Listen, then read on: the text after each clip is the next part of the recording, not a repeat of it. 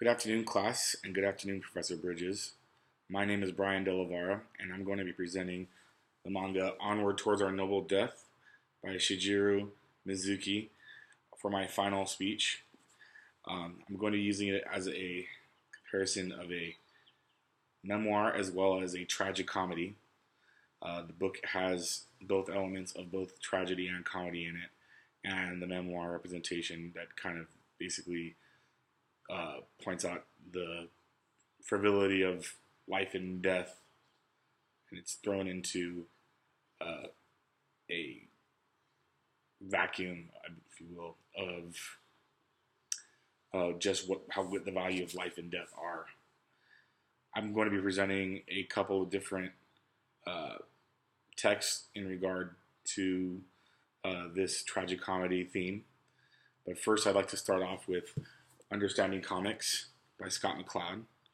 In Understanding Comics by Scott McCloud, he talks about icons, right here, all these different types of icons, as something that we, as readers of comics, look at and identify with. He says that the icons themselves represent us as people better than something that is more detailed than with faces that have more lines in them and less detail.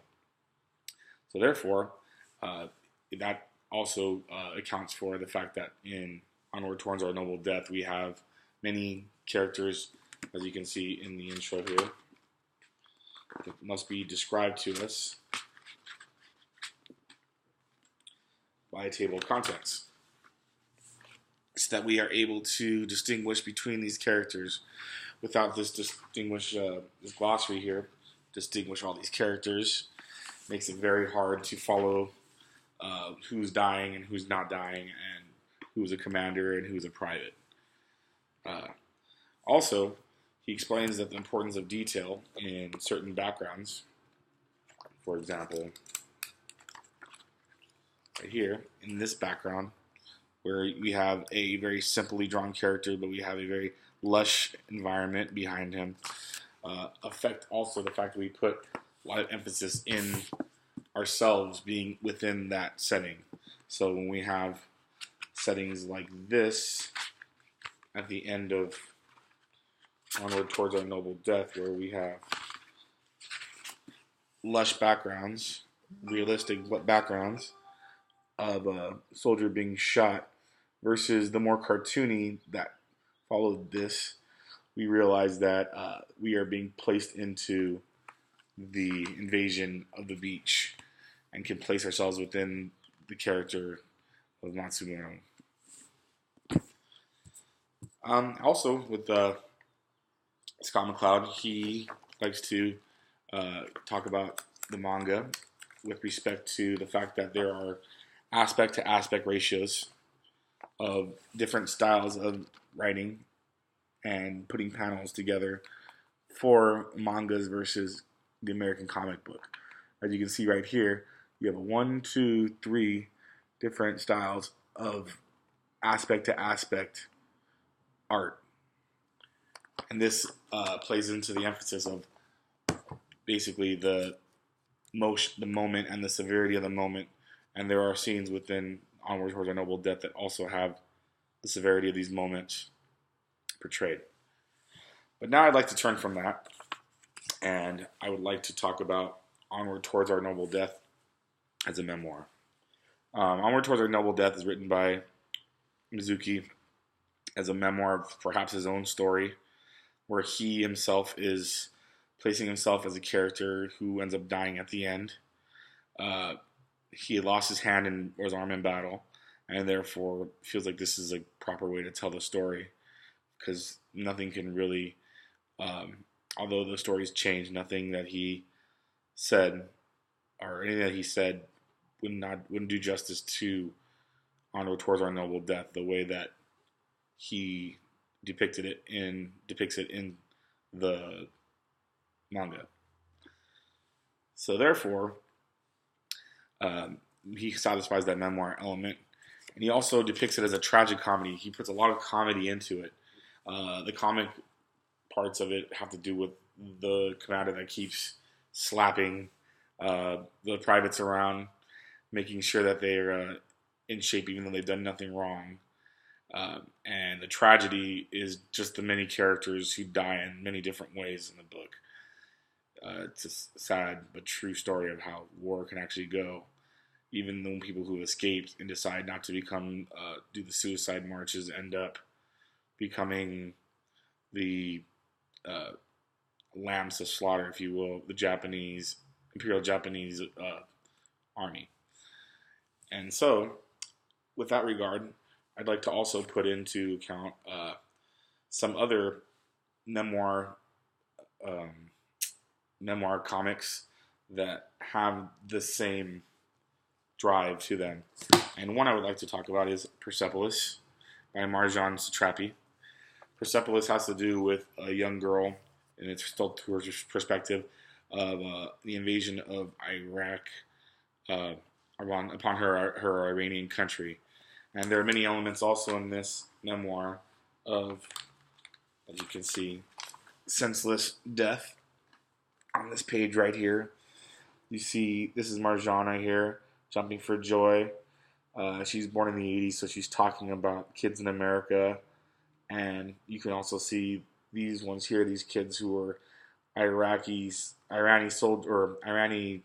children who were promised virgins and an allegiance in heaven, and they wear these keys, so they're manipulated by the government to go into war, the same way that the Japanese government manipulates the imperial fleet and forces to go into war.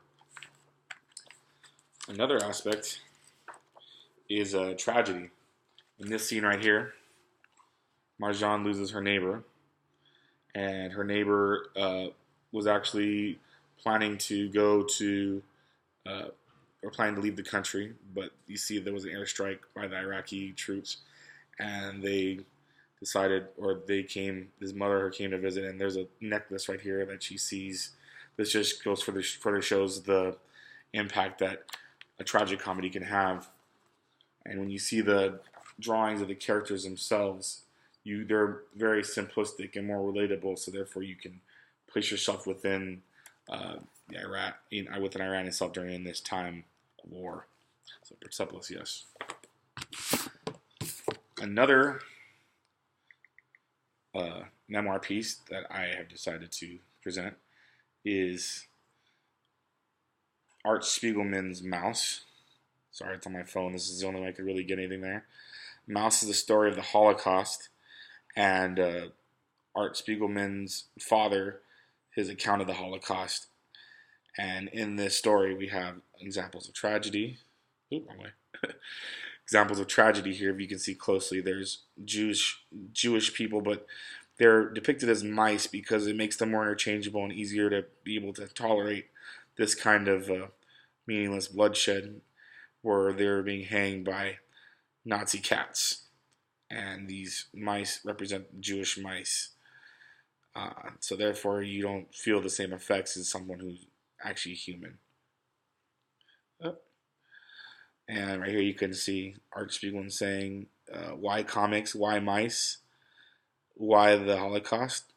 He's just trying to understand the whole concept of why all these things when he's describing the comedy and tragedy, because the story actually has comic pieces to it, but mostly tragic, of the Holocaust itself and how he's supposed to depict this via comics. A final manga, actually, that's more myth than memoir, is Buddha by Tezuka Osamu. And Buddha is the story of Buddha. Buddha is actually going to be born. This is before this first chapter is before he's born, and there's a character named Chopra and another younger character named Tata, who are both pariahs, slaves, if you will, and that are judged by the Kapitsulava army.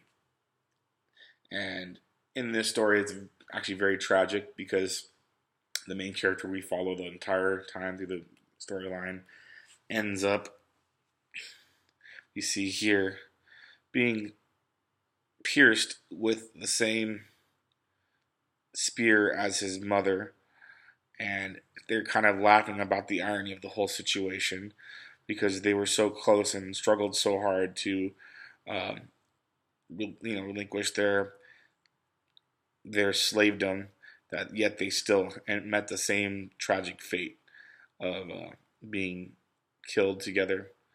And in that sense, it's a very tragic thing. Also, right after this scene, we have Tata, who's who's obviously pissed off because he was trying to save his friends, and instead he's peeing off a rock because he's trying to show his disrespect for these troops that have just killed his friend.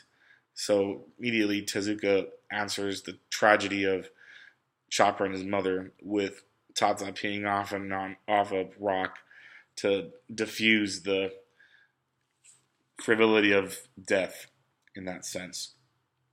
And this comic also uses lush backgrounds. Here we have the wandering priest to put yourself within the setting of Tibet and the soon to be rise of Buddha. Well, saying that, basically, I'm saying that a lot of these comics do this exact same thing, and these mangas as well, to further or to portray the horror that cannot be portrayed better than in something that we as in a comic book. Yes, the comic book does give us some kind of form of these events, some account. They make it easier for us to swallow these events, to take them in, rather than these events be something that we have to witness firsthand and or via the History Channel or old film or whatnot. They actually maintain an interest for their readers to actually want to read something so tragic. Not everyone is a history major. Not everyone wants to know all about tragedy that happens in real life. But because these comic books and mangas are able to transport us into these different realms and put ourselves within their realm, we're able to better understand the events that took place and have sympathy and respect the events of the past. In that regard, that gives them much more credibility for them to be a memoir rather than something that is written in a novel, in my opinion. Well, thank you very much, and I hope that you had a great quarter with us, or with me, and I look forward to seeing you in the future on campus. Bye.